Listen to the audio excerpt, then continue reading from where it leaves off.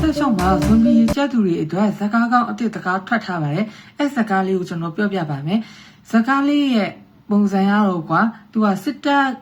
တခုပဲစံတက်မှုတခုကြောင့်ကျွန်းဘဝလူအကုန်လုံးတည်သွားတယ်အဲ့မှာမင်းသမီးရဲ့ယောက်ျားကလည်းပါနေတယ်အဲ့ဒီအချိန်မှာမင်းသမီးကခီးတူတခုနဲ့ကျွန်းပုံကိုရက်တူခီးထွက်ရတယ်အဲ့အချိန်မှာသူ့ယောက်ျားကိုမြင်သွားရောမြင်သွားတဲ့အချိန်မှာမင်းသမီးကဘေလိုအနေရည်နဲ့ဘလိုတွေတားမြစ်ထားကြမှာလက်ပြီးကဲမလဲပြီးရင်သူ့ယောက်ျားကို